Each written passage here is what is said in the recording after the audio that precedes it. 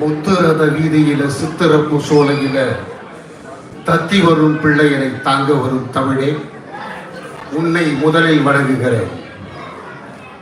பேரறிஞர் அண்ணா ஒரு முறை சொன்னார், இந்தியா எப்படி அகலமாக ஆரம்பித்து கூர்மையாக முடிகிறதோ அதுபோல அறிவுடையவர்கள் குமரி மாவட்ட மக்கள் என்று. அந்த குமரி மாவட்ட மக்களை வணங்கி இந்த பட்டிமன்றத்தை துவங்க நினைக்கிறேன். குமரியில எனக்கு 2 விஷயம் பிடிக்கும். ஒன்று, வானுரை வள்ளுவன் வானுயர்ந்து நிற்கும் சிலை. 2வது, நான் ஒரு சினிமாவில் சின்ன நகைச்சுவை நடிகன். எங்களுக்கெல்லாம் மூத்த கலைஞராக, வழிகாட்டியாக, பிதாமகனாக இருந்த கலைவாணர் NS கிருஷ்ணன் பிறந்த ஊர். இந்த 2 விஷயத்துக்காக எனக்கு குமரி மாவட்டத்தை ரொம்ப பிடிக்கும். சரி, நம்ம தலைப்புக்குள்ள வந்துடலாம். வீட்டு நிர்வாகத்தை சிறப்பாக செய்வது ஆண்களே அப்படின்ற அணியில ஒரு 3 பேர், பெண்களே அப்படின்ற அணியில ஒரு 3 பேர் வந்திருக்காங்க. இதை பற்றி நான் அதிகமாக பேச விரும்பல, அவர்கள் பேசுவதை கேட்க விரும்புகிறேன். ஆண் என்றால் ஆண்மை, ஆண்மைன்னு தப்பா நினைச்சுக்காங்க, ஆளுமை. பெண் என்றால் பேணுமை. ஒரு வீட்டு நிர்வாகத்தை ஆளுமை செய்வது ஆண்கள் என்றால் அந்த வீட்டு நிர்வாகத்தை பேணி காப்பது பெண்கள். இதுல யார் சிறந்தவர்கள் அப்படின்னு உங்களுக்கு ஒரு சண்டை வந்திருக்கு. இது ஒன்றும் புதுமையான தலைப்பெல்லாம் இல்லை. பட்டிமன்ற எண்ணிக்கை ஆரம்பிச்சதோ அன்னிலிருந்து இதெல்லாம் பேசிக்கிட்டு இருக்கோம். ஆனா உங்க பாயிண்ட் ஆஃப் வியூ 2024 எப்படி இருக்கு அப்படின்னு உங்க பேச்சை கேட்டு தீர்ப்பு வழங்க என்னை படித்திருக்கிறார்கள். நான் இவங்களுக்கு அறிமுகப்படுத்த வேண்டிய அவசியம் இல்லை.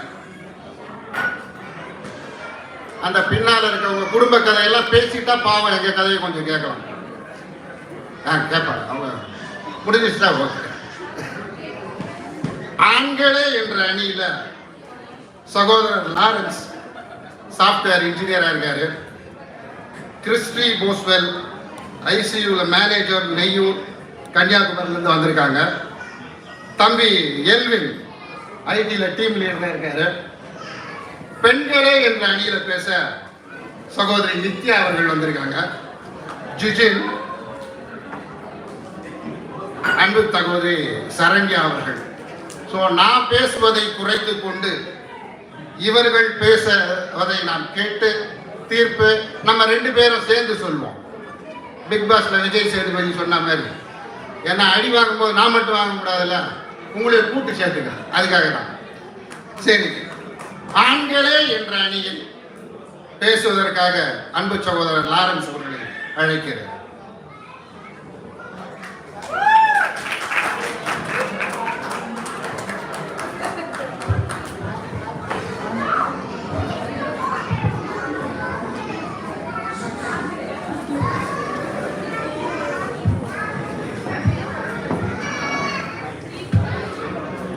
அகிலத்தின் அனைத்து நாடுகளிலும் தமிழ் உணர்வை சின்னத்திரை வாயிலாக தமிழ் நாயகனாக நாடும் நல்வீடு போற்றும் நல் நடுவராக நற்றமிழ் நாவலராக சிங்கம் போல் அமர்ந்திருக்கும் எங்கள் நடுவர் அவர்களே, உங்களை முதன்முறையாக இப்போதுதான் நேரில் சந்திக்கிறேன்.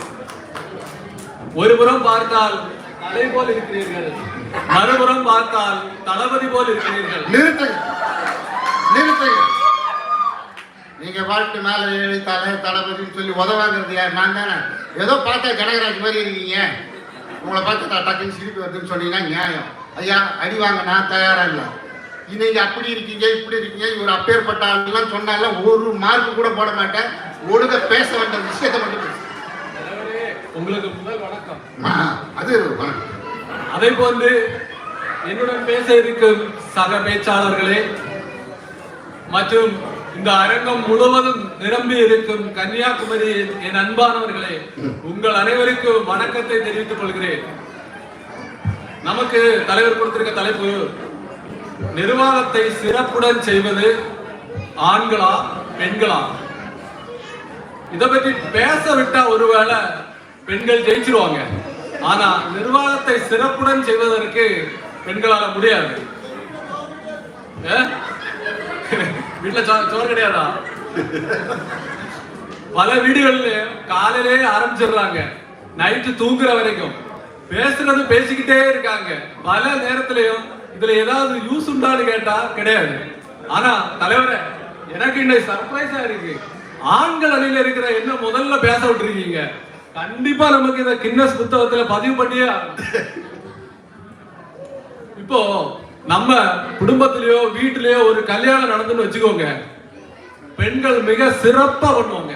எங்க கண்ணாடிக்கு முன்னாடி எந்த சாரி உடுக்கிறது, எந்த பட்டு உடுக்கிறது, எந்த கலர்ல சாரி, எந்த கலர்ல கம்மல், எந்த கலர் எந்த வாட்சி, எந்த கலர்ல காலணி போடுறதுங்கிறது மாதிரி ரொம்ப சிறப்பா பண்ணுவாங்க.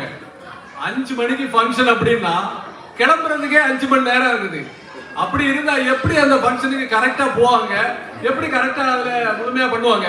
ஆமா, கல்யாணம் பண்ணவனே ஹனிமூன் கிளம்பி போயிடுவாங்க. கரெக்ட் கரெக்ட், நடுவர் கரெக்டா சொல்றீங்க. இப்பதான் என் ட்ராக்ல கரெக்டா வந்துட்டு இருக்கீங்க, சூப்பர்.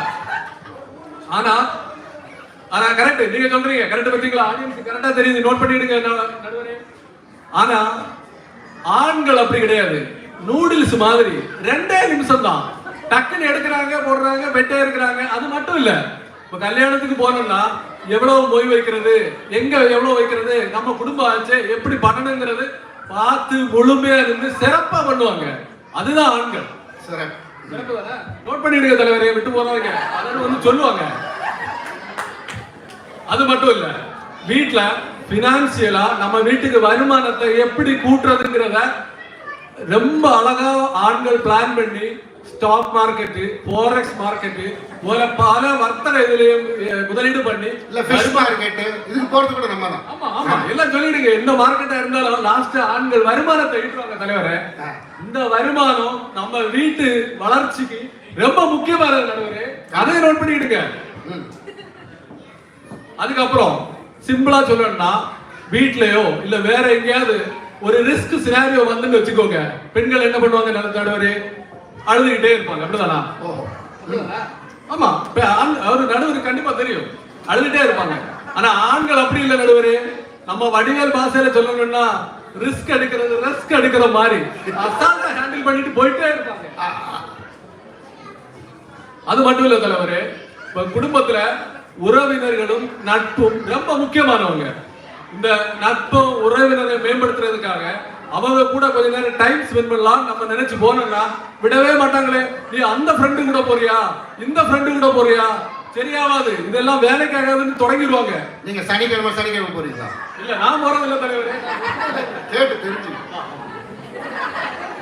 அது மட்டும் இல்ல, இப்ப ஏதாவது ஒரு குழப்பம்னு சொல்லி நம்ம போய் அவங்கள்ட்ட போய் ஒரு கருத்து கேட்டோன்னு வச்சுடுங்க, உடனே தொடங்கிடுவாங்க. நான் அப்பவே சொன்னேன், கேட்டியா?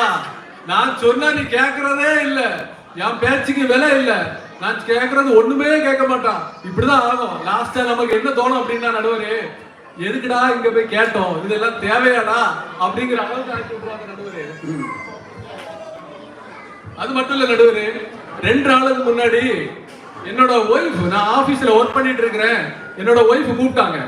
நானும் ஒர்க் பண்ணிட்டு இருக்கிறேன், ஏதோ முக்கியமான விஷயமா இருக்குமேன்னு சொல்லிட்டு கட் பண்ணிக்கிட்டு, சரி வந்து என்னடா என்ன என்ன என்ன ஏதாவது முக்கியமான விஷயமா?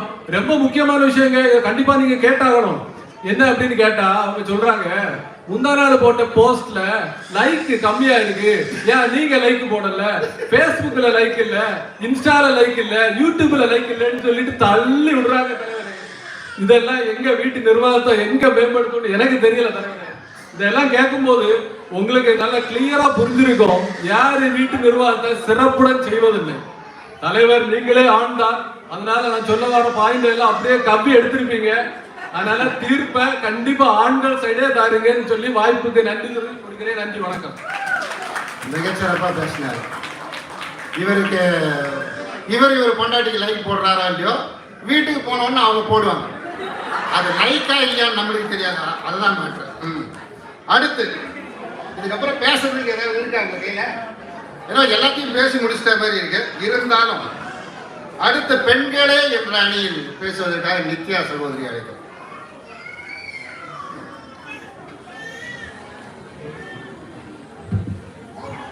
முத்தமிழ் தாய்க்கு என் முதற்கண் வணக்கங்கள். நடுநிலை தவறாத நடுவர் அவர்களே, இங்கு கூடியிருக்கும் குமரிவாழ் அன்பு நெஞ்சங்களே, மற்றும் எப்படிடா ஒரு பொய்யை மெய்யாக்கலாம் என்று சிந்தித்துக் கொண்டிருக்கும் என் எதிரணி நண்பர்களே, உங்கள் அனைவருக்கும் என் அன்பின் வணக்கங்கள்.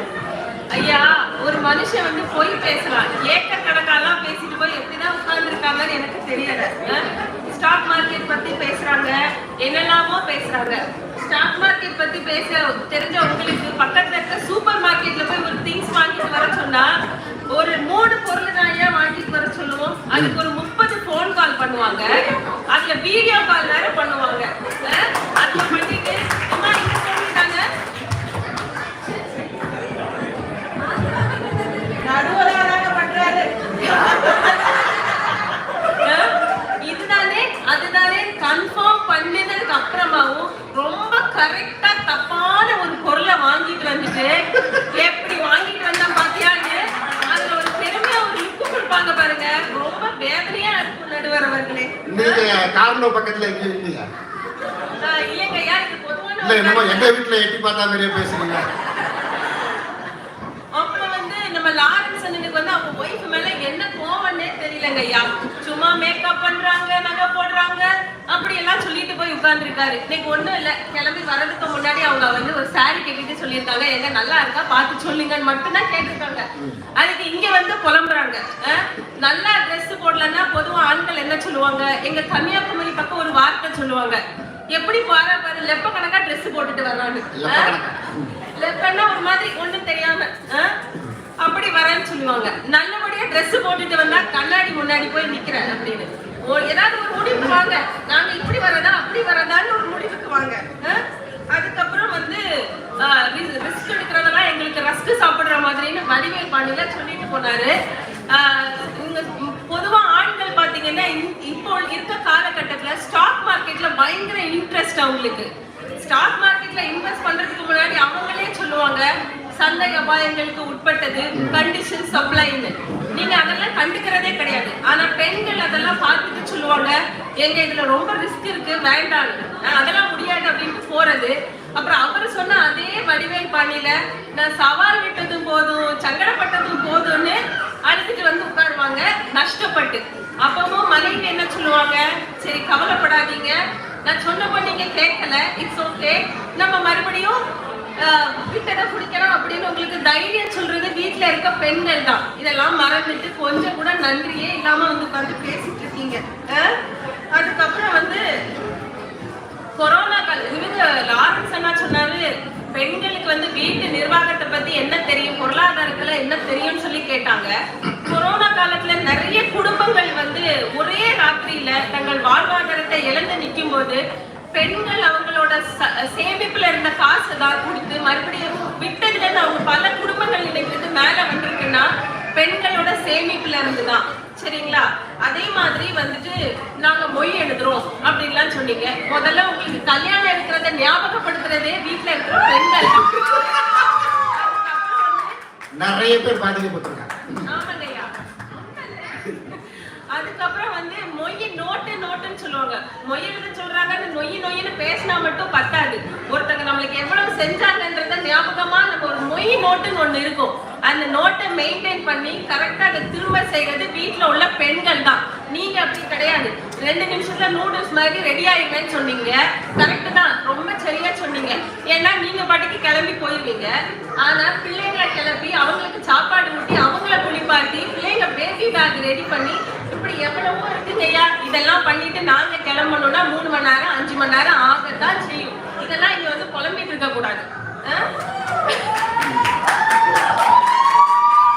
அதுக்கப்புறம் வந்து பிள்ளைகள் வந்து ஸ்கூல்ல இருந்து வராங்க, அப்பா முன்னாடி ஹால்லே தான் உட்கார்ந்துருப்பாரு. எங்கேயாவது அப்பான்னு வர பிள்ளைங்களை பார்த்துருக்கீங்களா? ரொம்ப கம்மி. அம்மா எங்கப்பா அப்படின்னு கேட்குற பிள்ளைங்க தான் இருக்காங்க. அதே மாதிரி ஒரு பொருளை காணும்னா யாருமே நம்ம தொலைச்ச பொருளை தேடுறது இல்ல, அம்மாவை தான் தேடுறோம். ஏன்னா அம்மாவுக்கு மட்டும்தான் தெரியும் எந்த பொருளை நம்ம எங்க பிள்ளைங்க வச்சிருப்பாங்க, வீட்டுக்கார் வச்சிருப்பாங்கன்னு போய் கரெக்டா எடுத்துட்டு வருவாங்க. ஆக ஆண்கள் வேணா சொல்லிக்கலாம், நாங்க வந்து குடும்பத்தின் தலையாக்கும் அப்படின்னு. ஆனா அந்த தலையை இயக்குகிற பெண்கள் தான் கழுத்தா இருக்காங்க. வந்து அதெல்லாம் குடும்பத்துல எல்லா விதத்திலையும் பெண்கள் தான் ஒரு குடும்பத்தின் நிர்வாகத்தை சீரும் சிறப்புமா நடத்துறாங்கன்றதுக்கு ஆணாதிக்கம் மிக்க காலத்திலேயே நம்ம புரட்சி தலைவர் தலைவி அம்மா அவர்கள், அப்புறம் இந்திரா காந்தி அவர்கள், இவங்க எல்லாம் வந்து நாட்டை எவ்வளவு நல்லபடியா நடத்தி கொண்டு போனாங்கன்றதுக்கு வரலாற்று சான்றுகள் இருக்கு. அது வரலாறு படிச்சிருந்தா தானே நம்மளுக்கு அதை பத்தி தெரியறதுக்கு. அதுக்கப்புறம் சொன்னாங்க ஒய்ஃப் வந்து யூடியூப்ல ஃபேஸ்புக்ல லைக் வரலன்னு ரொம்ப கவலைப்பட்டாங்க அப்படின்னு சொல்லிட்டு. நீங்க வந்து ஒரு ரீல்ஸ் மட்டும் பார்க்குவீங்களா இருக்கும். ஆனா வந்து பெண்கள் வந்து தங்களுக்கு தெரிஞ்ச சமையல் கலை, தோட்டக்கலை, இந்த மாதிரி வீட்டு வேலைகளை வச்சு இன்னைக்கு இன்ஸ்டாலையாவது ஃபேஸ்புக்ல யூடியூப்ல எல்லாம் வீடியோ போட்டு பல பெண்கள் தங்க ரொம்ப வறுமை கோட்டுக்கு கீழே இருந்து இன்னைக்கு மேல வந்து நிறைய பெண்கள் இருக்காங்க. ஸோ இந்த மாதிரி சோசியல் மீடியாவையும் பெண்கள் வந்து நல்லபடியா ஆக்கிரமிச்சிருக்காங்கன்றதையும் நான் இந்த இடத்துல பதிவு பண்ண விரும்புறேன்.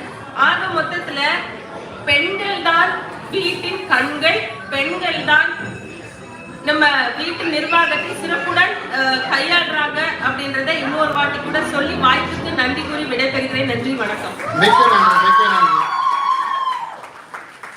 பெண்கள் எப்பொழுதுமே கொஞ்சம் நேரம் அதிகமாக எடுத்துக்கிறாங்க. நம்ம கொடுக்கப்பட்ட நேரத்துக்குள்ள ரொம்ப சிறப்பாக பேசினாங்க. பாவம் தம்பி பயந்து போய் உட்கார்ந்துருக்காங்க, என்ன நடக்க போகுது அடுத்து அப்படின்னு தெரியாம. அடுத்ததாக ஆண்களே என்ற அணியில் பேச சகோதரி கிறிஸ்டி போஸ்பெல்ல அழைக்கிறேன். ரொம்ப வித்தியாசமா இருக்கீங்க, வாங்க வாங்க, என்ன சொல்றீங்க?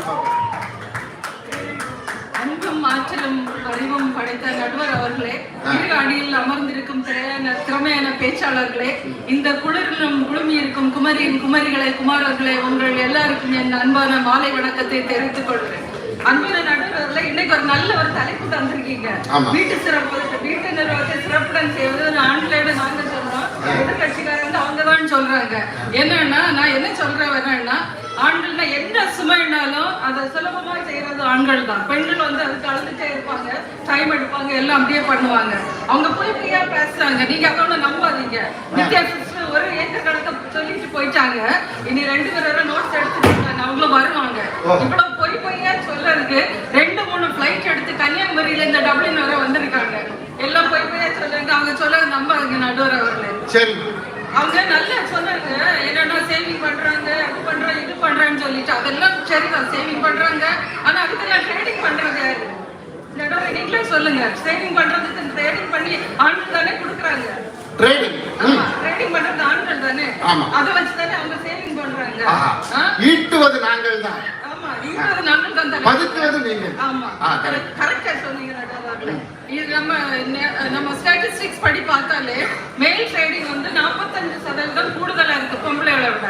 ஒரு தனி மனிதனோட ட்ரேடிங் பார்த்தா 67%. அப்ப அதுல இருந்தா நினைச்சுக்கோங்க யாரு கூடுதலா பண்ணி நிர்வாகத்துக்கு இது பண்றாங்கன்னு சொல்லிட்டு. அப்புறம் என்ன அவங்க என்ன ஷாப்பிங் பண்ற போது என்ன ஒரே ஒரு வீடியோ கால் பண்றாங்க, அது குத்தமா அது ஒரு பெரிய கிரைம் போல பேசுறாங்க. அன்னைக்காக ஒரு வீடியோ கால் பண்ணி கேட்டாங்க, இவங்க எல்லாம் என்ன பிராண்ட், என்ன கலர், என்னென்னமோ சொல்லி கொடுத்தாங்களா. ஒரே ஒரு டவுட் இருந்தாங்க, ஆச்சி மசாலையா வேணுமா அம்மாச்சி மசாலா வேணுமான்னு கேட்கறதுக்காக தான் ஒரே ஒரு போன் பண்ணாங்க. அதுக்கு இவ்வளவு பெரிய குத்தம் போல பேசிட்டு இருக்காங்க. ஆண்கள் வந்து சிங்கம் போனவங்க நடுவர்களே, சிங்கத்தை யாராலுமே ஒண்ணுமே செய்ய முடியாது. சிங்கம் வந்து அப்படி வலிமை மிக்கது, அதை நினைச்சுக்கோங்க. அப்புறம் அவங்க வந்து லீடர்ஸ் எல்லாம் இருக்காங்க, புரட்சி தலைவி இருந்தாங்க, இந்திரா காந்தி இருந்தாங்க, அப்படியெல்லாம் சொன்னாங்க. அவங்க 1-2 லீடர்ஸை வச்சுட்டு அவ்வளோ பேசுறாங்க. நான் என்ன சொல்ற வரேன்னா, நம்ம உலக அளவுல லீடர்ஸை பார்க்கும்போது 32%, மீதி எல்லாம் வந்து ஆண்கள் தான் பண்றாங்க. 32% தான் பெண்கள் இருக்காங்க. 32% தான் தலைவர்கள். அதை நம்புங்க நீங்க. அவங்க சொல்லிட்டாங்கன்னு போயிட்டு தப்பான தீர்ப்பை கொடுத்துறாதீங்க அவங்களுக்கு. வந்து நம்ம சிஇஓ பார்த்தோம்னா அது 10% தான் பெண்கள். ஹெல்த் செக்டர்ல வந்து 40%. அது ஏன் தெரியுமா? ஹெல்த் செக்டர்ல 40% இருக்கு. சரி, இதுல நான் சொல்றேன் கேளுங்க. அது வந்து நர்சஸ் வந்து நிறைய பேர் ஃபீமேல்ஸ், அதனாலதான் அவ்வளவு கூடுதலா வந்து. நீங்க நர்ஸுங்க தான், டாக்டருங்க எல்லாம் நாங்க தான். ஆமா, அதனாலதான் 40% 10% வந்திருக்காங்க, அலர்ட் அது கூட வந்திருக்க மாட்டாங்க. அதுக்கப்புறம் நம்ம பிரசிடென்ட் டோட்டல் கண்ட்ரில பிரசிடென்ட் பார்த்தாலே ஒரு 10.7% தான். அதுக்கப்புறம் இந்த நம்ம CEOs, TN principal, most of the ஆர்கனைசேஷன்ல வந்து ஆண்கள் தான் தலைவராக இருக்காங்க. அவங்களுக்கே தெரியும் ஆண்கள் தான் நிர்வாகத்தை கரெக்டா பண்ணுவாங்கன்னு. அதுக்கப்புறம் நம்ம நோட்டு, நம்ம வேர்ல்டு கரன்சி பார்த்தோம்னா நம்ம 1-2 கண்ட்ரில தான் குயின் விக்டோரியா ஒரு ஃபீமேலோட பிக்சர் இருக்கு. மீதி எல்லா கண்ட்ரிக்கும் நோட்டு இருக்கு. கையில பணம் வச்சிருந்தீங்கன்னா பாத்துக்கோங்க, எத்தனை பேர் கையில வச்சிருக்கிறதுல பொம்பளை படம் எத்தனை இருக்கு, ஆம்பளை படம் எத்தனை இருக்குன்னு பாருங்க. மீதி எல்லா கண்ட்ரி நோட்ல இருக்கிறது ஆண்கள் படங்கள் தான். அதுல எந்த நினைச்சுக்கோங்க, நமக்கே தெரியுது. பிறகு நடுவர் அதுல என்ன விஷயம் தெரியுமா, காசுன்னா கரிசனை இருக்கிறது ஆண்கள் தான். என்ன செய்வாங்க தெரியுமா, ஒவ்வொரு எவ்வளவு வருது எவ்வளவு போகுதுன்னு கணக்கு பார்த்து பார்த்து எழுதுவாங்க. பெண்கள் அப்படியே கிடையாது. அது போய் அவங்க பேசிட்டு போயிருக்காங்க. அப்போ வந்து எங்க கட்சிக்காரர்களே பாருங்க எவ்வளவு சிம்பிளா இருக்காங்க. ஆடி ஆஃபர்ல அவங்க ஒரு சிம்பிளான ஷர்ட்டை போட்டிருக்காங்க. அது எவ்வளவு பாயிண்ட் கூட எவ்வளவு இதா போட்டிருக்காங்க. அவங்கள பாருங்க எவ்வளவு சாரீஸ், பட்டு சாரி என்ன டைல்ஸ், பிளவுஸ் ஸ்டிச் பண்ணுவாங்க. அதுல என்ன டைல்ஸ், மார்பிள்ஸ், என்னென்ன உண்டோ, மொசைக் எல்லாம் உண்டோ எல்லாமே பண்ணி வச்சு பண்ணுவாங்க. அது சாரி விலையை விட பிளவுஸோட விலை கூடுதல். அதுல ஸ்டிச் பண்றதுக்கு 2 மடங்கு. அப்ப நினைச்சுக்கோங்க எப்படி அவங்க குடும்ப நிர்வாகம் சிறப்பா பண்ணுவாங்கன்னு சொல்லிட்டு. ஆனா வாங்குறத விட அங்குசம் வாங்குற காசு அதிகமா இருக்கு. ஆமா, அவங்க பண்ணி கொடுப்பாங்க. இவங்க இந்த அம்மா வந்து எல்லாமே செலவு பண்ணிட்டு இருப்பாங்க. அப்புறம் நடுவர்களே, பாபநாசம் படம் பார்த்துருப்பீங்கன்னு நினைக்கிறேன். அதுல கமல் சார் வந்து அந்த பஸ் டிக்கெட்டு, பிறகு அந்த ஹோட்டல் ரூம் புக் பண்ணது எல்லாமே எழுதி வச்சு எல்லாமே பார்த்துருப்பாங்க. அது என்னன்னா அவங்க பத்திரமா அவங்க எவ்வளவு காசு வருது எவ்வளவு போகுதுன்னு சொல்லி கடைசியில கணக்கு பார்க்கறதுக்காக தான். அப்புறம் வந்து பெண்கள் என்ன பண்ணுவாங்கன்னா, பில்லு அந்த கடையில போய் பில்லு வாங்குறாங்க இல்ல, சில மோஸ்ட்லி வாங்கவே மாட்டாங்க. அப்படியே கார்டை கொடுத்துட்டு அப்படியே போயிடுவாங்க. அல்ல அப்படி தவறி பில்லு வாங்கினாலும் அப்படியே கசக்கி பில்லுல போட்டுட்டு போயிடுவாங்க. ஆண்கள் அப்படி இல்லை நடுவர்களே. பிறகு இன்னே ஒண்ணு சொல்றேன், என்னன்னா ஒன்னே ஒண்ணு வந்து அவங்க நியர்லி ஈக்குவலா இருக்காங்க. எதுல தெரியுமா நடுவர்களே, சொல்றேன் கேளுங்க. அப்போ 2022ல கன்சியூமர் பேங்கிங் சர்வேன்னு சொல்லிட்டு ஐரிஷ் ஒரு ஸ்டடி பண்ணாங்க. அதுல வந்து 37% வந்து ஆண்கள் வந்து ஆன்லைன் ஷாப்பிங் பண்றாங்க. அதுக்கு நியர்லி ஈக்குவலா பெண்கள் பண்றாங்க. அது ஒரு 36.8% வச்சுக்கோங்களா. இந்த ஒரே ஒரு இதுல மட்டும்தான் ஆண்களுக்கு நிகராக பெண்கள் இருக்காங்க. அதனால நான் என்ன சொல்ல வரேன்னா, ஆண்கள் வந்து எங்க ஆண்கள் வந்து டெபிட் கார்டு போல உள்ளவங்க. டெபிட் கார்டுன்னா அவங்களுக்கு தெரியும் நம்ம அக்கௌண்ட்ல எவ்வளவு இருக்கு, எவ்வளவு ஸ்பெண்ட் பண்ணணும், இன்னைக்கு எவ்வளவு எடுக்கலாம், நாளைக்கு எவ்வளவு வைக்கலாம்னு சொல்லிட்டு. ஆனா பெண்கள் வந்து எதிர்கட்சிக்காரங்க இருக்காங்களே, அவங்களுக்கு நான் என்ன சொல்றேன், அவங்க ஒரு கிரெடிட் கார்டு போல. அவங்களுக்கு எவ்வளவு இருக்குன்னு தெரியாது, எவ்வளவு செலவு பண்றோம்னு தெரியாது. எல்லாம் இவங்க பண்ணி கொடுக்கறதெல்லாம் அவங்க அப்படியே செலவு பண்ணிடுவாங்க. அப்போ இது மூலம் நான் என்ன சொல்றேன்னா, நம்ம குடும்ப நிர்வாகத்தை சிறப்புடன் செய்வது ஆண்களேன்னு சொல்லி கொடுத்த நல்ல நன்றி சொல்லுகிறேன். நடுவர்களே, நீங்க நல்ல தீர்ப்பை கொடுப்பீங்கன்னு சொல்லி வாய்ப்புக்கு நன்றி கொடுக்கிறேன்.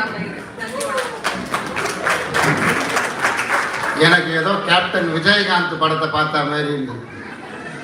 புள்ளி விவரம்லாம் அவ்வளோ கரெக்டாக எழுதிட்டு வந்து மொத்தமும் சொல்லி முடிச்சுட்டாங்க. இங்க என்ன ஒரே ஒரு குறைன்னா, இந்த பெண்களுக்காக பேசும் பொழுது என்ன உற்சாகம், பெண்மணிகள் எல்லாம் கை தட்டி வரவேற்றாங்க. இந்த ஆண்களுக்காக பேசும்போதில் விட்டு கொடுத்துட்டு சும்மா உட்காந்துருக்கீங்களா? இப்படித்தான் வாழ்க்கையில நடக்குதா? ஆண்களுக்காக பேசும்போது கொஞ்சம் கையை தட்டி பாராட்டு தெரிவிங்களா? சகோதரி கிறிஸ்டி மிகச்சிறப்பா பேசினாங்க. அனைத்து புள்ளி விவரங்கள். அடுத்தத பாவமா தான் இருக்கு. இந்த ஆளை பார்த்தா நல்ல மனுஷனா தெரிகிறாரு. கிறிஸ்டி அக்கா துவச்சிட்டாங்க. சரி வாங்க பேசுங்க.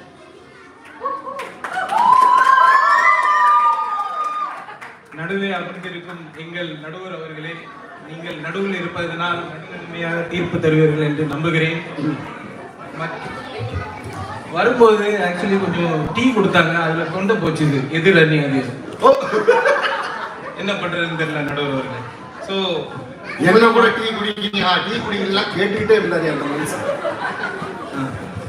குமரி மாவட்ட அலை போல திரண்டு வந்திருக்கும் எம் மாவட்டத்து பெருமக்களே, ரசிக பெருமக்களே மற்றும் எங்கள் அணி நல்லுள்ளங்களே, எதிரணி பொய்யர்களே, அனைவருக்கும் வணக்கம்.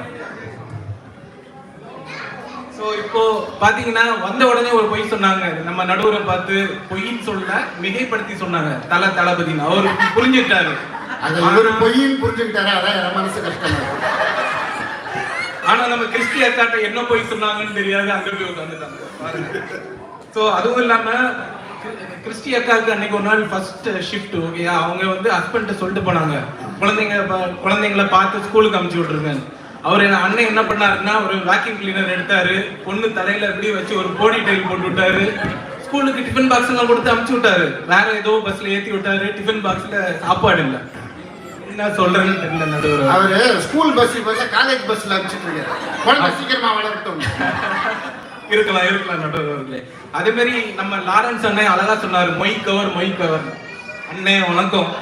ஞாபகம் இருக்கா? ஏன் கல்யாணத்துக்கு வந்தாருங்க, ஆடி மாசத்துல எடுத்த துணியை போட்டு ஆடி கார்ல வந்தாரு, ஒரு கவர் எடுத்துட்டு வந்தாரு, வெள்ளை கவர். நம்ம கேமராமேன் எல்லாம் ஒரே ஃபோக்கஸ் பண்ணாங்க, கையில கொடுத்துட்டு போயிட்டாரு. அப்புறம் ஓபன் பண்ணி பார்த்தா கவர்ல ஒண்ணும் இல்ல நடுவர் அவர்களே, அது பொய் கவர். ஓ, பட்டிமன்றத்துக்கு வரல, சகோதரர்கிட்ட இருந்து மொய் காசை வசூல் பண்ணாங்க. அதுவும் தான் போகும்போது கொடுத்துருக்கேன். ஆமா கண்டிப்பா. அதுவும் அக்கா வந்து ரமணா படம் மாதிரி நிறைய பாயிண்ட் சொல்லும்போது நானும் ஏதோ பயந்துட்டேன். அப்புறம் பார்த்தா ஆண்கள் சேவிங்ஸ் பண்ணுவாங்க. ஆமா, ஷேவிங்ஸ். ஸோ வந்து இதே மாதிரி தான் நம்ம எல்வின் அண்ணனுக்கு ஒரு 10 லட்ச ரூபா வந்தது. அவர் வந்து ஸ்டாக் மார்க்கெட்ல போடுறேன்னு 200 ரூபா ஷேர் வாங்கினாரு. 5 வருஷம் கழிச்சு பார்த்தா அது 25 காசு. எங்க போச்சு? தலையில துண்டு தான், ஒன்றும் பண்ண முடியல நடுவர் அவர்களே. அது மாதிரி சொன்னாங்க, ட்ரெஸ் எடுக்கும்போது நாங்க வெளியில இருந்து டீ குடிக்கிறோம், ரொம்ப நேரம் ஆக்குறாங்க, அது இதுன்னு சொல்றாங்க. அந்த ஒரு ட்ரெஸ் செலக்ட் பண்ணி கொடுக்கறது கூட ஒரு பெண்களுக்கு அவங்களால பண்ண முடியலன்னா அவங்க எப்படி குடும்ப நிர்வாகத்தை ஒழுங்கா பண்ண முடியும் நடுவர்களே?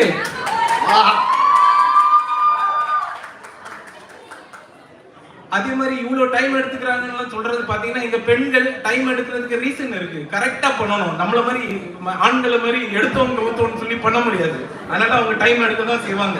அதுவும் இல்லாம அக்கா சொன்னாங்க, சிங்கத்தை பத்தி சொன்னாங்க. ஆமா, ஆண்கள் சிங்கம் தான், கரெக்ட் தானே? அந்த ஆண் சிங்கம் வந்து வேட்டையே ஆடாது, பெண் சிங்கம் தான் வேட்டை ஆடும், வீட்டெல்லாம் பாதுகாக்கும். அதுவும் இல்லாம புறநானூறு காலத்தை பாத்தீங்கன்னா, அப்போ ஐயன்னு ஒருத்தங்க இருந்தாங்க. அவங்க வந்து ஒரு புலி வந்ததுன்னு முறத்தால ஒத்த அடி வரந்து போச்சு அந்த புலி. தெரியுமா இல்லையா நடுவர் அவர்களே?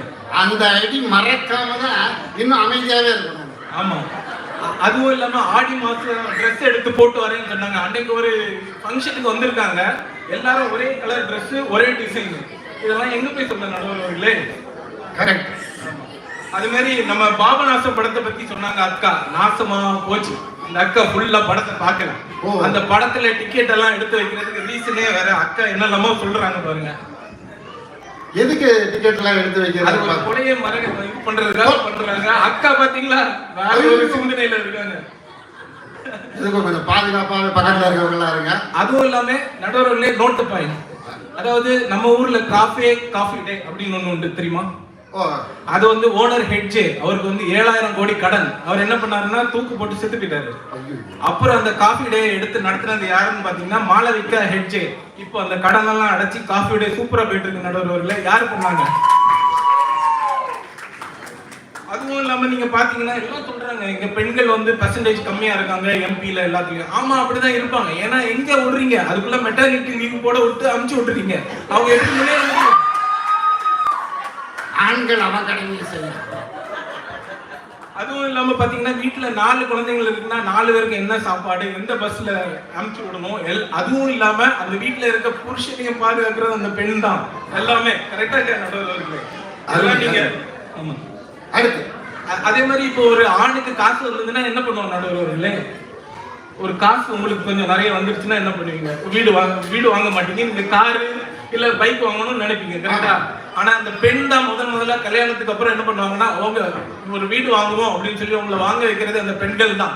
ஏன் இங்க பாத்தீங்கன்னா நம்ம லாரன்ஸ் அண்ணன் இருக்காரு, அவருக்கு காசு வந்ததுன்னு ஒரு BMW கன்வெர்டிபிள் கார் புக் பண்ண போயிட்டாரு. அவங்க ஒய்ஃப் தான் அவங்களை தடுத்து நோ டப்ளிங்ல நம்ம ஒரு வீடு வாங்கணும்னு வாங்க வச்சு இன்னைக்கு வச்சிருக்காங்கன்னா அது எவ்வளவு பெரிய விஷயம் நடுவர்களே. ஆமா, இந்த மாதிரி எல்லாத்துலயுமே பெண்கள் தான் சிறப்பா பண்ணிட்டு இருக்காங்க. அதனால தயவு செய்து நடுநிலைமா நீங்க நடுநிலைமையா தீர்ப்பு சொன்னீங்கனாலே அது எங்க பக்கம் தான் வரும். வாய்ப்புக்கு நன்றி, வணக்கம். மிகச்சிறப்பு, அற்புதம். ஆண்கள் அணியினரை மன்னிக்கணும். தராசு முள்ளு இந்த பக்கம் தான் சாஞ்சி இருக்கு. பாவம் தம்பி எல்வின் என்ன பாடுபட போறாரோ, என்னத்தை சொல்லி சமாளிக்க போறாரோ. வாங்க.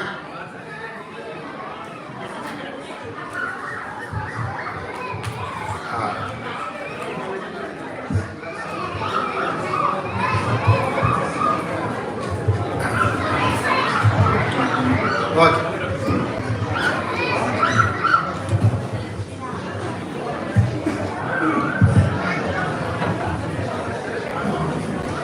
கண்ணன் போல் இனித்திடும் கனிப்பேருகவை அளித்திடும் மூவேந்தர் போற்றி வளர்த்த மொழி நாவுக்கினிய நல்ல மொழி இனிய தமிழே நீ வாழி. பெரும் மதிப்புக்குரிய நடுவர் அவர்களே, பாசத்திற்குரிய உடன் பேச்சாளர்களே, இறை தேட தன் கூட்டை விட்டு கடந்து சென்ற பறவை ஒருவேளை தன் சொந்த கூட்டிற்கு திரும்ப முடியாவிட்டாமல் போனாலும் செல்லுகின்ற வழியில் தன் சொந்த ஜனத்தை பார்த்து மகிழ்ச்சி கடலில் திளைத்ததாம். அதுபோல தன் சொந்த கூட்டை விட்டு இங்கு வந்து தன் சொந்த ஜனத்தை பார்த்த மகிழ்ச்சியில் திளைத்திருக்கும் என் இனிய கன்னியாகுமரி சொந்தங்களே, உங்கள் அனைவருக்கும் என் பணிவார்ந்த வணக்கங்கள். நடுவர் அவர்களே, குடும்ப நிர்வாகத்தை சிறப்புடன் செய்வது ஆண்கள் தான், எந்த ஒரு டவுட்டும் வேண்டாம். தீர்ப்பை மாத்தி சொன்னீங்க, ஆண்கள் குலத்துக்கு பெரிய துரோகி ஆகிடுங்க. பாத்துக்கோங்க. நம்ம முன்னாடி ஒரு அக்கா சொல்லிட்டு போனாங்க, ஏக்கர் கணக்குல போய் சொல்லமான்னு. நடுவர் அவர்களை நீங்க போய் சொல்லுவீங்களா? நான் சொல்ல மாட்டேன். நான் சொல்லுவேன் நடுவர்களை, ஏதோ கொஞ்சம் அப்படி இப்படி சொல்லுவோம். அது ஏக்கர் கணக்கு வெளியில சொல்ல மாட்டோம். ஆமா, ஆனா அவங்க எப்படி சொல்லுவாங்க தெரியுமா நடுவர்களே? கிலோமீட்டர் கணக்கு. கிலோமீட்டர் எங்க போகுதுன்னே தெரியாத நடுவர்களே. அடுத்து சொல்றாங்க பாருங்க, இந்த கொரோனா காலத்துல எல்லாம் வந்து பொம்பளைங்க தான் வந்து நகையை கொடுத்து குடும்பத்தை காப்பாத்துனாங்க, ஒத்துக்கிறோம் கொடுத்தாங்க. ஆனா ஒரே இரவுல ஒயிட் காலர் ஜாப், கோட்டு ஷூட் போட்டுட்டு இருந்த ஜாப் போச்சுன்னு அடுத்த நாள் அவன் வீட்டுல சும்மா இருக்கல நடுவர்களே, அப்படியே லுங்கிய கட்டிக்கிட்டு அப்படி தெருவுல இறங்கி காய்கறி கடை போடுறான் பிளாட்ஃபார்ம்ல. எதுக்கு? தன் குடும்பத்தை காப்பாத்தணும்ல, சும்மா இருந்தா வருமா? அடுத்து சொல்றாங்க பாருங்க, கடைக்கு திங்ஸ் வாங்க போனா வந்து பாதிய மறந்துட்டு வரமா. எங்க பார்த்தாலும் இதே டைலாக். நீங்க மறப்பீர்களா நடுவர்களே? நான் அப்பப்ப கொஞ்சம் கொஞ்சம் நான் மறப்பேன் நடுவர்களே. 5 திங்ஸ் என் மனைவி வாங்க சொல்லி விடுவாங்க, 3 வாங்குவேன், 2 மறப்பேன். ஏன்? 3 அத்தியாவசியம், 2 அனாவசியம். ஆஹா, ஏன்னா உங்க மனைவி எங்க கூட்டத்துல இருக்காங்க. மனைவி சொல்லி விடுவாங்க, பாயிண்ட் வரான மனைவி சொல்லிவிடுவாங்க, பாயசத்துக்கு முந்திரி பருப்பு வேணும், பாதாம் பருப்பு வேணும். ஓ, நமக்கு தெரியும் பாயசம் வந்து முந்திரி பருப்பு போட்டாலே நல்லா வரும். ஆமா. பாதாம் பருப்பு எதுக்கு? ஏன்னா சமையலறை நிர்வாகம் முதற்கொண்டு எல்லா நிர்வாகமும் யாரு? வீட்டுக்கு போங்க, உங்க பருப்பு வெந்துரும் போல இருக்கு. அடுத்து பாருங்க சொல்றாங்க, ஆடு தள்ளுபடியில நான் எல்லா ட்ரெஸ்ஸையும் போட்டுட்டு வராங்களாம். எங்களுக்கு போதும் நடுவர்களே. அங்க பாருங்க, ஆடி தள்ளுபடியில போட்டுட்டு எல்லாரும் முகத்துல சிரிப்பை பாருங்க. இது போதும். அக்கா சொன்ன மாதிரி கிரானைட்டும் வேண்டாம், மார்பிளும் வேண்டாம், ஒண்ணு வேண்டாம் நடுவர்களே. இந்த சிரிப்பு போதும் இல்ல நடுவர்களே. அடுத்து சொல்றாங்க பாருங்க, நகையை சேவ் பண்றாங்கன்ட்டு. நகை வந்து ஒரு நல்ல இன்வெஸ்ட்மெண்ட் தான். ஆனா நகையை விட எத்தனையோ மடங்கு இன்வெஸ்ட்மெண்ட் தரக்கூடிய லேண்ட் பிசினஸ் இருக்கு நடுவர்களே. அது அந்த பொம்பளைங்க யாருக்காவது தெரியுமா? கேட்டு பாருங்க. தெரியுமா? ஒரு சென்ட் நிலத்துக்கு எத்தனை ஸ்கொயர் ஃபீட் வரும் தெரியுமான்னு கேட்டு பாருங்க. தெரியாது. இதெல்லாம் ஆண்களுக்கு தான் தெரியும்.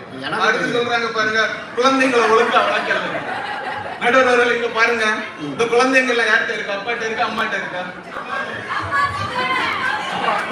வடக்குன்னு அம்மா கையில கொடுத்துட்டு அம்மா கையில தான் இருக்குன்றாரு நடுவர்களே. அவங்க வீட்டுட்டு டியூட்டிக்கு போயிருவாங்க, பாக்குறதெல்லாம் யாரு? ஆமா, ஆண்கள் தான்.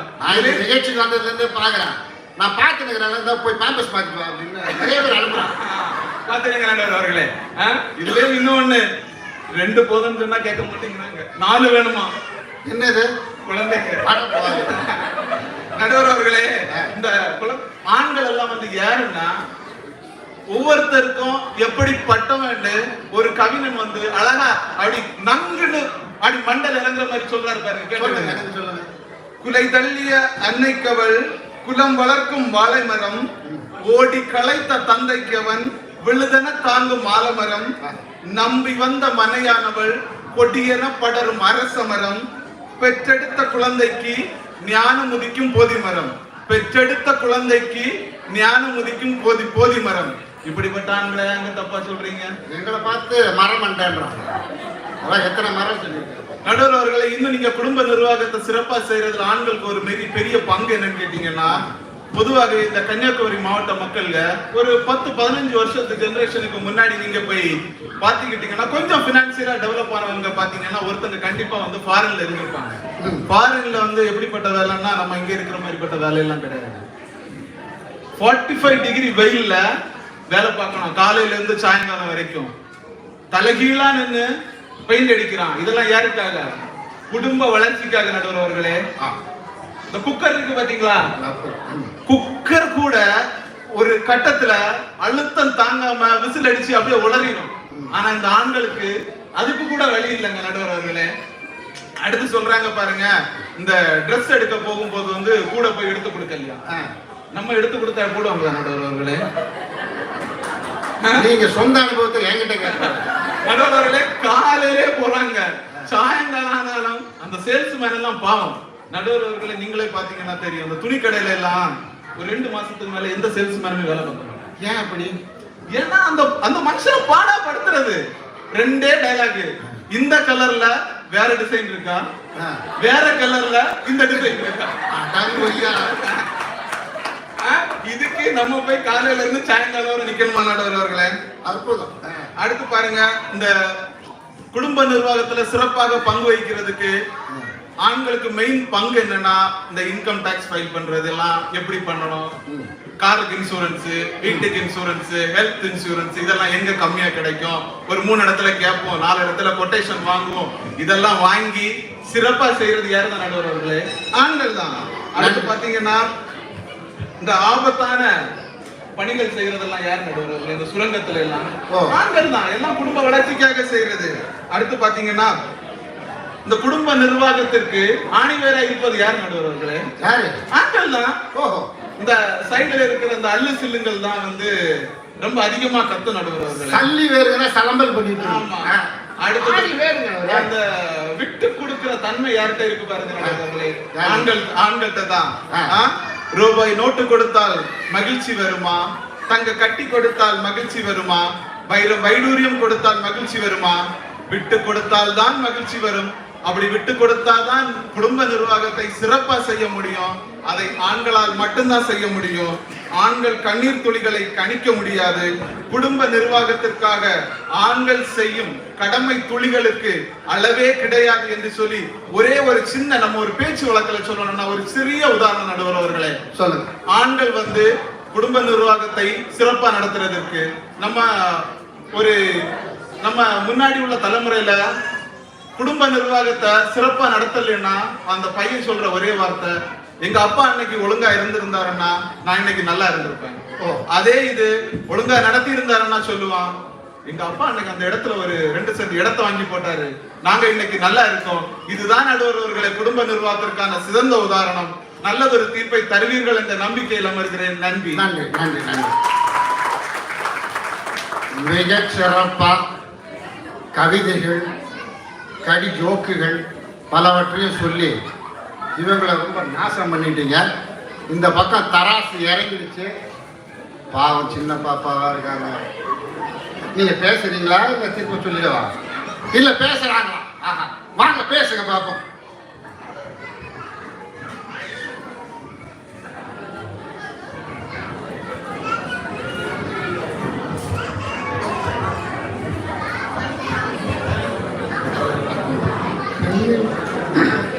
வான் படைத்து மண் படைத்து ஊர் படைத்து உயிர் படைத்து என் உயிரையும் படைத்த என் உயிரினும் மேலான இறைவனை முதலில் வணங்கி திரைக்கடல் ஓடியும் திரவியம் தேடு என்ற கூற்றிற்கிணங்க இங்கு மலை கடந்து கடல் கடந்து நம் குமரி மக்களை காண வந்திருக்கும் ஒவ்வொரு குமரி மக்களையும் இந்த பட்டிமன்றத்தை சிறந்த முறையிலே நடத்தி தர வந்திருக்கும் நடுவர் அவர்களுக்கும் எனது அணியினருக்கும் எதிரணியினருக்கும் என்னுடைய மனமார்ந்த வணக்கத்தை தெரிவித்துக் கொண்டு, நடுவர் அவர்களே, அருமையான ஒரு தலைப்பு, வீட்டு நிர்வாகத்தை சிறப்புடன் செய்வது ஆண்களா பெண்களா அப்படின்னு.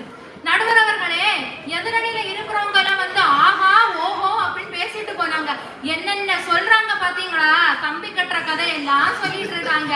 அது மட்டும் இல்ல, ஒரே உருட்டு, அவங்க வாய் அவங்க உருட்டுறாங்க. இந்த பக்கம் ஒரு உருட்டு, அந்த பக்கம் ஒரு உருட்டு. உருட்டா இருந்தாலும் ஒரு நியாயம் வேண்டாமா நடுவர் அவர்களே? ஆண்களில் இருந்து எங்களுக்கு மேல வைக்கக்கூடிய ஒரே குற்றச்சாட்டு, நாங்க கம்மல் மேட்சா போடுறோமா, ட்ரெஸ் மேட்சா போடுறோமா, ஷூ மேட்சா போடுறோமா? நடுவர் அவர்களே, கட்டுனதே மேட்சா இல்ல, அட்லீஸ்ட் இங்க நம்ம லாரம் சொன்னாவும் எழுதுனாவும் உட்கார்ந்து இருக்காங்க. அவங்களோட ஒய்ஃபோட மைண்ட் வாய்ஸ் என்ன தெரியுமா நடுவர் அவர்களே இருக்கும்? உனக்கெல்லாம் 3 வேளை வயிறார சோறு போட்டு இங்க கூட்டிட்டு வந்ததுக்கு உன்னால என்ன பண்ண முடியுமோ நீ அதை பண்ணிட்ட, அப்படிதான் நடுவர் அவர்களே இருக்கும். அப்புறம் சொன்னாங்க, ஆண்கள் எல்லாம் ஃபாரின்ல போய் ஒர்க் பண்றாங்களா, ஏன் வேலை பாக்குறாங்க? வீட்ல பெண்கள் நிர்வாகத்தை சிறப்பாக செய்வாங்கன்னு ஒரு நம்பிக்கை இருக்கிறனாலதான் ஒவ்வொரு ஆணும் வெளிநாட்டுல போய் நிம்மதியா வேலை பார்க்க முடியுது நடுவர் அவர்களே. அதுக்கப்புறம் சொன்னாங்க, தீர்ப்பை எங்க பக்கம் சொல்லுங்க, இல்லைன்னா நீங்க துரோகி ஆயிடுவீங்க. நடுவர் அவர்களே, அடிச்சு கூட கேட்பாங்க, அப்பவும் சொல்லிடாதீங்க.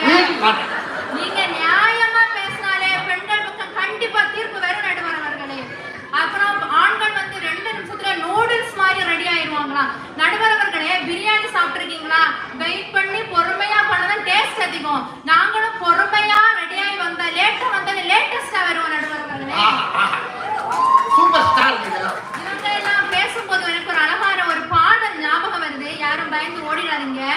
பொம்பளைங்க பொம்பளைங்க மோசம் இல்லீங்க, மோசம் இல்லீங்க, பொம்பளைங்க இல்லைன்னா நீயும் இல்லீங்க, நானும் இல்லீங்க, உன்னை இங்க பெத்தவளும் பொம்பளைதானே, உன்னோட பிறந்தவளும் பொம்பளைதானே.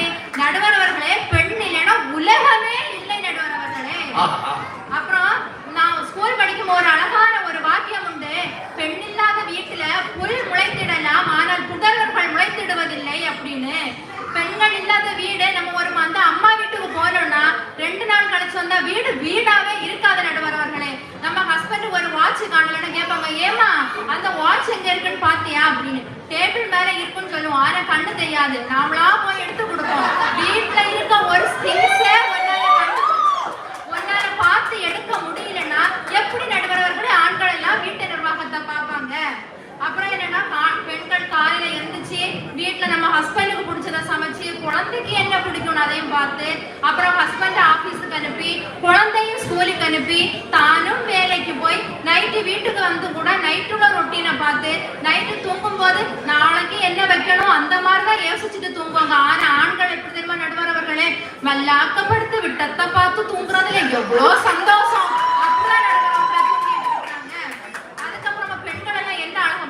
போயிருக்கீங்களா நடுவர் அவர்களே? பஸ்ல எல்லாம் பெண்கள் உட்கார சீட்ல பாத்தீங்கன்னா பெண்கள், மகளிர், மங்கையர் அப்படி எழுதி போட்டிருப்பாங்க. ஆனா ஆண்கள் உட்கார சீட்ல பாத்திருக்கீங்களா? திருடர்கள் ஜாக்கிரதை, தகுந்த கட்டணம் எடுக்காமல் பயணம் செய்தால் ரூபாய் 500 அபராதம். நம்ம கவர்மெண்ட்டுக்கே தெரியுது நடுவர் அவர்களே, இப்ப ஆண்கள் எல்லாம் என்ன எப்படி இருக்காங்க அப்படின்னு. ஆனா நீங்க நினைக்கல, இல்லையே ஆண்களை ஆடவர்னு சொல்றோமே. ஆமா, ஆண்களை ஆடவர்னு சொல்றாங்க. ஏன் ஆடவர்னு சொல்றாங்க? அவங்க போனாலும் ஆடுவாங்க, போகாட்டியும் ஆடுவாங்க. நம்ம நாட்டை கூட எப்படி சொல்றோம்? தாய் நாடு.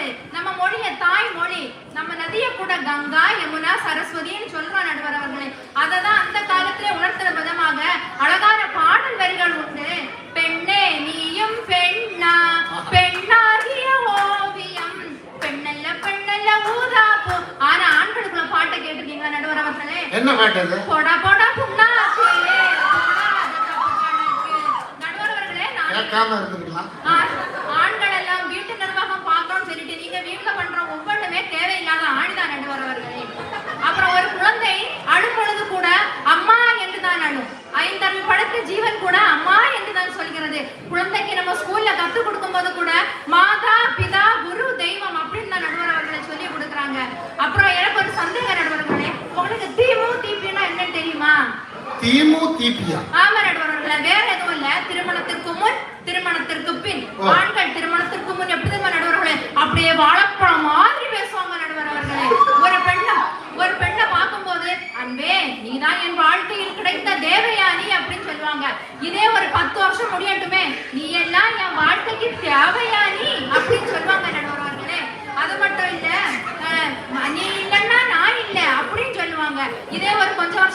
மொபைல ஒண்ணு நீ இருக்கணும் இல்லைன்னா நான் இருக்கணும் அப்படிதான் நடுவர்களே இருக்கு. ஆனா நாம பெண்கள் அப்படி இல்லை நடுவர்களே. புல்லானாலும் புருஷன், கல்லானாலும் கணவன், கணவனே கண் கண்ட தெய்வம் அப்படின்னு சொல்லிட்டு இருப்ப நடுவர்களே. அப்புறம் வீட்டுல இருக்க வெளி உலக வாழ்க்கையில வேணா ஆண்களுக்கு அனுபவம் ஜாஸ்தியா இருக்கலாம். ஆனா வீடுன்னு சொல்லும் போது பெண்கள் மட்டும்தான் நடுவர்களே வீட்டு நிர்வாகத்தை சிறப்பா செய்வாங்க. ஆண்கள் என்னைக்குமே வீட்டு நிர்வாகத்தில் எளிதான், பெண்கள் தான் புலி நடுவர் அவர்களே. கடைசியாக ஒன்றை மட்டும் சொல்லி முடிக்கிறேன். பழைய காலத்துல ஒரு அருமையான வாக்கியம் உண்டு, அடுப்போதும் பெண்களுக்கு படிப்பதற்கு, அப்படி படித்தாலும் அடுப்பே தான் உனக்கு அப்படின்னு. ஆனா இன்னைக்கு அதெல்லாம் மாற்றி அமைச்சு ஒவ்வொரு பெண்களும் ஒவ்வொரு துறையிலும் விஞ்ஞானியாக, மருத்துவராக, ஏன் பிளைட் கூட ஓட்டுறாங்க நடுவர்களே. இப்படியெல்லாம் இருந்ததை மாற்றி அமைச்சு வீட்டுக்கு வரும்போது சாதாரண பெண்ணாக இருந்து வீட்டு நிர்வாகத்தை சிறப்புடன் செய்வதில் எந்த விதமான மாற்றமும் இல்லை. எனவே வீட்டு நிர்வாகத்தை சிறப்புடன் செய்வது பெண்கள் மட்டும்தான் என்று கூறி வாய்ப்பிற்கு நன்றி கூறி விடைபெறுகிறேன். நன்றி, வணக்கம்.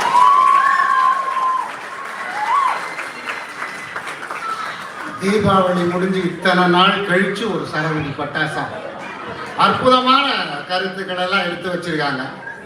2 அணியில இருந்தோம்.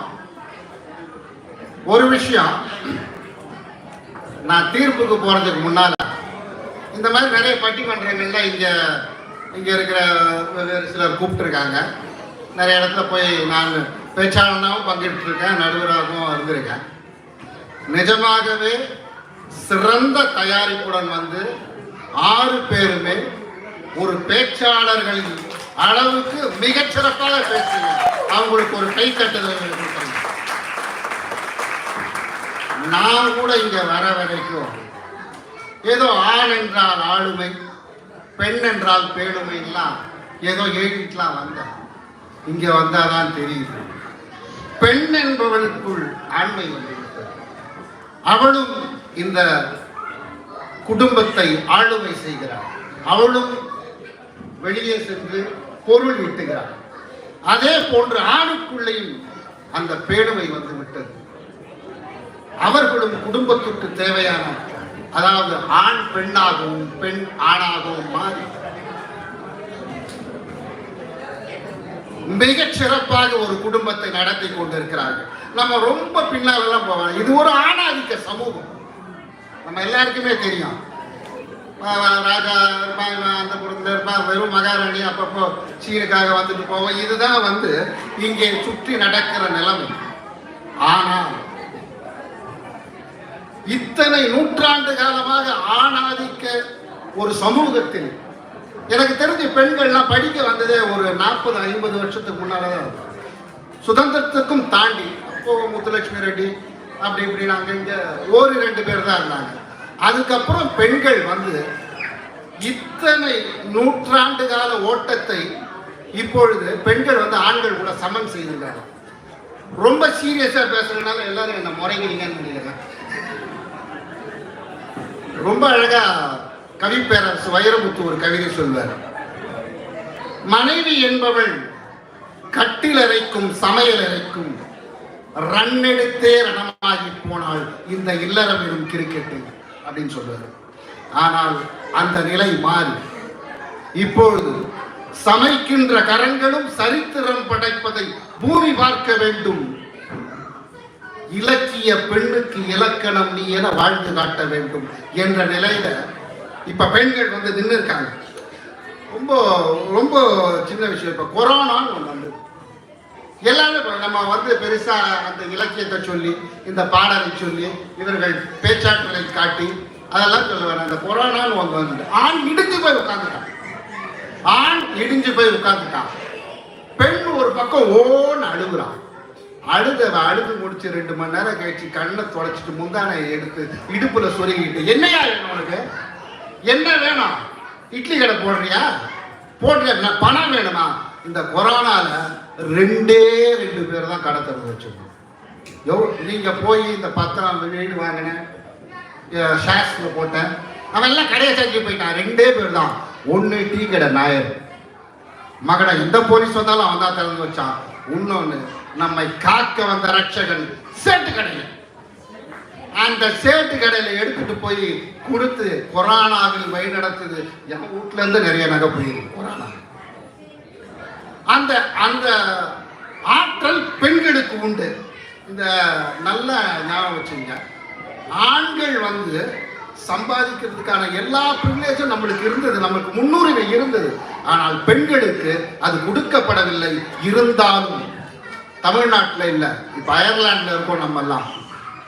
இவங்களை கேட்டால் அவங்க நான் நர்ஸாக இருக்கேன், நான் டாக்டராக இருக்கேன், நான் இன்ஜினியராக இருக்கேன்னு எல்லா பெண்களும் இந்த பண விஷயத்தில் பகிர ஆரம்பித்து விட்டாங்க. அதனால ஆம்பளை சம்பாதிக்கிறவன் பொம்பளை சும்மா உட்காந்துருக்காங்க பேச்செல்லாம் முடிஞ்சு போன. ஒரு கூட்டத்தில் ஒரு அறிஞர் பேசிட்டு இருந்தாரு, உலகத்திலேயே மிக உயர்ந்தது எது, உலகத்திலே மிக உயர்ந்தது எது அப்படின்னு ஒண்ணு எல்லாரும் ஆளாளுக்கு ஒண்ணு சொன்னாங்க. அங்கிருந்து ஒருத்தர் சொன்னாரு, தாய்மை.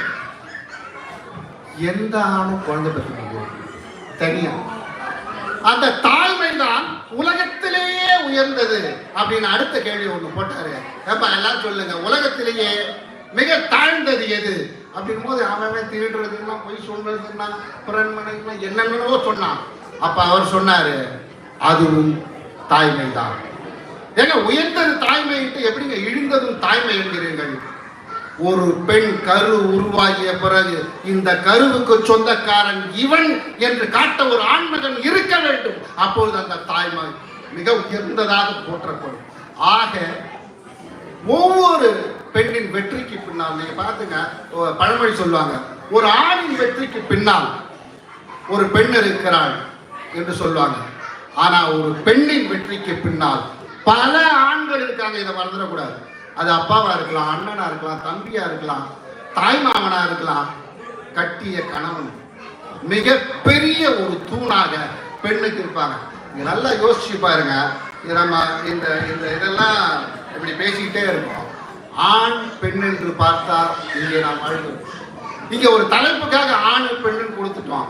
ஆனால் இந்த குடும்பம் என்பதை காப்பாற்ற ரெண்டு பேர் வேணும். இந்த உலகமே இரண்டு தாங்க.